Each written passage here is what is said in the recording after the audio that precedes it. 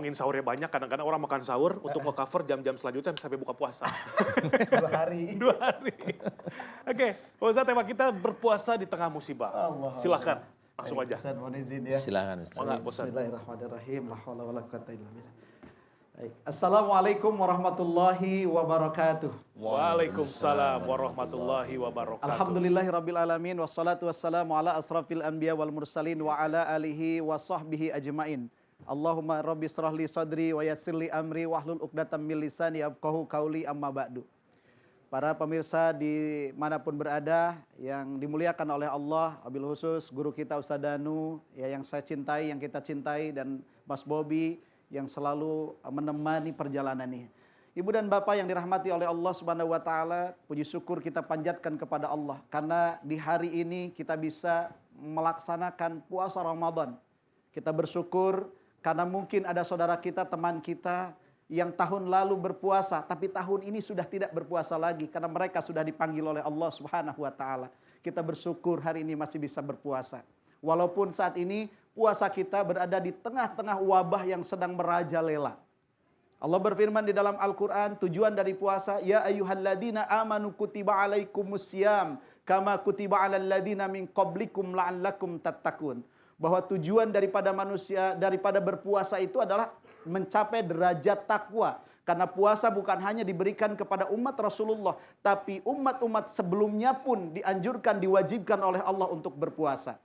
Tetapi untuk mendapatkan derajat takwa tentu tidak semudah apa yang kita pikirkan. Bayangkan, di zaman Nabi Muhammad SAW 3 kali berpuasa. Rasulullah pernah diboikot oleh kaum kafir Quraisy. Ini untuk mencapai derajat takwa ternyata perlu diboikot. Kemudian ketika perang Badar, demikian pula Rasulullah dan para sahabat ketika puasa berperang Badar tetapi dalam keadaan kemenangan. Kenapa? Karena mencapai derajat takwa. Nah sekarang kita pun ingin bahwa puasa kita mencapai derajat takwa. Sekarang kita pun di lockdown oleh yang namanya corona. Mudah-mudahan apabila di zaman Rasulullah mampu melampauinya, maka kita umat Nabi Muhammad pun berharap kepada Allah. Allah yang membantu kita. Allah yang menyelamatkan kita dari virus ini. Jangan sampai kita mampu menghadapi virus corona, tidak di lockdown, tetapi iman kita yang di lockdown. Maka tidak ada alasan bahwa saat ini kita sedang terkena musibah, terkena bencana, kemudian tidak mau puasa.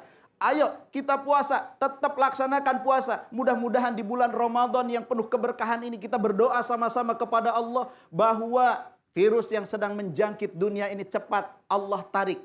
Kalaupun ternyata ada di antara kita akibat daripada virus corona ini harus kembali kepada Allah, itu pun mudah-mudahan kita dalam meninggal dalam keadaan husnul khotimah.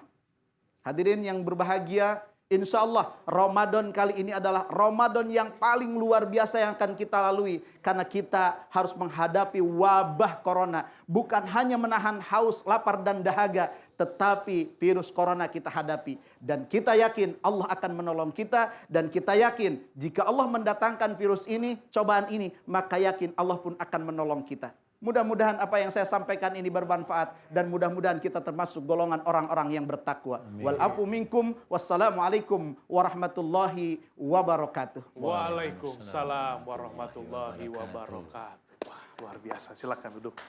Ustaz, terima kasih tausiahnya, sangat menyejukkan dan menenangkan kita semua bahwa kita harus bersyukur kita dipertemukan kembali dengan bulan Ramadan oleh Allah Subhanahu wa taala. Hanya memang situasinya saja yang berbeda. Siap. Sekarang kita sedang berada di tengah-tengah wabah virus corona, tapi tetap jangan lupa bersyukur. Fabi ailai robbikum atukadziban, ya.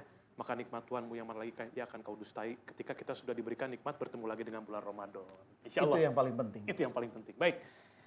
Pemirsa, saya akan menghadirkan bintang tamu, ini seorang artis, DJ. Kira-kira siapa Pak Ustadz? Siapa ya Ustaz? Kira-kira siapa? Saya nggak tahu juga. Yang jelas bukan istri saya Ustaz. Bukan istri saya. Tepuk tangan untuk Baby Faye. Ya, ini. Assalamualaikum. Waalaikumsalam, Baby. Assalamualaikum warahmatullahi wabarakatuh. Assalamualaikum. Waalaikumsalam warahmatullahi Silakan duduk. Iya. Nah, Baby, gimana nih puasanya lancar? Alhamdulillah. Alhamdulillah. Lagi sibuk nggak apa sekarang? Nggak ada sih, kalau bulan Ramadan pasti Off kalau dulu pada ya? tutup. Oh, pada Iya, tutup tobat ya? dulu. Jadi ciki. Nih sekarang waktunya segmen ngos-ngosan seperti biasa. Apa itu Pak Ustadz? Ngobrol-ngobrol santai. Itu maksudnya. Sama bintang Saya tamu pikir- kita. Apa tuh? Apa namanya, nunggu buka, Mas. Baby kita di depan nih ngobrol yuk. Oh iya, Biar boleh. lebih enak lagi nih. Biar lebih jelas. Ini namanya segmen ngos-ngosan. Ngobrol-ngobrol santai. Sebelah sini. Oke. Jadi Baby seorang DJ. Memulai karir jadi DJ dari kapan? Dari tahun 2013-an. 2000? 13. 2013. Baby boleh kisah lagi satu langkah? Oke. Oke, nggak apa ya. 2013 mulai jadi mengawali karir sebagai seorang DJ. Nah sampai sekarang berarti udah kurang lebih 7 tahun ya. Iya, itu DJ. Tapi sebelumnya tuh nyanyi. Nyanyi? Iya. Nyanyi apa nih? Dangdut, pop, Nggak reggae? band sih dulu. Apa? Waktu SMA band-bandan gitu. Oh ngeband? Iya. Oh jadi sempat ngeband juga jadi vokalis waktu itu ya? Iya. Oke. Saya juga dulu sempat juga ngeband Pak Ustadz. Zaman-zaman itu. Bagian mijitin efek kita. Jadi kalau gue mau melodi nih, oh siap-siap. Pijit gitu. Itu udah lumayan kan anak band juga jatuhnya. Iya. Oke, Baby. Anak mijit. Anak mijit. Sebagai seorang entertainer nih ya, Iya. pernah ada keluhan yang dirasakan nggak semenjak karir sebagai seorang DJ di 2013 sampai sekarang? Ada keluhan yang kira-kira ini keluhan ini continuity banget nih selama bertahun-tahun, kerasa mulu, ada nggak? Kalau aku keluhan bukan dari selama jadi DJ sih, mulai dari kecil ya. Dari kecil juga ada keluhan apa tuh? Nggak keluhan, mungkin kayak kalau dari orang tua itu, dari buyut-buyut itu kan ada orang yang bisa pinter gitu loh, kayak orang-orang berilmu gitu mungkin ya dari keluarga. Jadi Turunan kayak gitu ya? turunan. Jadi itu kayak ininya ke aku. Kayak Nurunnya. iya ke aku. Jadi bisa apa aja tuh dengan ilmu itu? Enggak, aku mulai dari kecil itu umur 2 tahun apa 3 tahun 4 tahunan apa ya. Sering kayak main sama makhluk yang nggak dilihat gitu. Main. Main. Main dalam arti bisa komunikasi. Iya, sering main. Itu yang tahu mama aku. Gitu. Tapi sampai besar juga sering ikut. Makhluknya apa sih yang enggak? Apa? Makhluk yang diajak main apa? Mbak. Dulu itu yang waktu masih kecil tuh kayak mukanya kayak Aduh. Jangan sampai batal nih puasa Pak Ustadz nih. kayak agak kayak gorila gitu ya. Gorila? Iya, dulu. Soalnya kan dulu saya tuh kecilnya itu di antara cewek-cewek yang lain, itu saya tuh paling atraktif anaknya.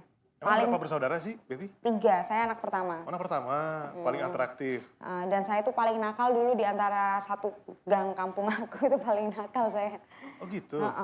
Jadi ya kadang orang tuanya anak-anak itu, teman-teman aku jarang ngasih main sama aku, takutnya ketularan nakal gitu. Makanya ngasih main yang gorila-gorila itu kali. Sesuai sama Mbak Baby-nya gitu ya. Kalau anak-anak lain kan, wah nakal banget sih gitu. Akhirnya yang mau main mungkin yang tadi itu ya, kali. Mungkin aja, bisa aja. Jadi itu mukanya mirip gorila. Mirip atau memang gorila itu? Kayaknya sih kalau orang bilang itu Kundurwo.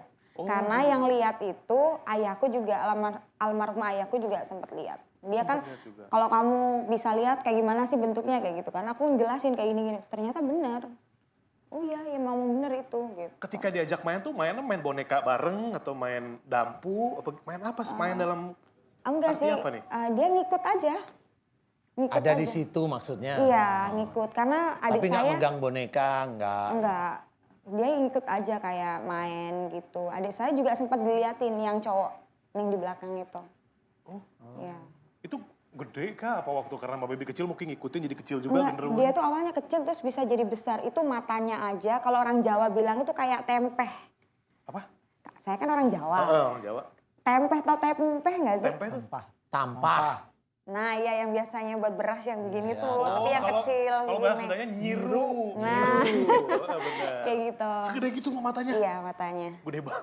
Itu kalau berubah jadi besar segitu besarnya. Matanya merah begitu. Tapi sekarang gorilanya udah gede juga apa enggak tuh? Karena saya udah karena saya udah pindah dari rumah yang dulu, jadi Nggak ketemu lagi? nggak pernah ketemu lagi. Di rumah baru ketemu lagi dengan gorila-gorila lagi atau memang beda lagi?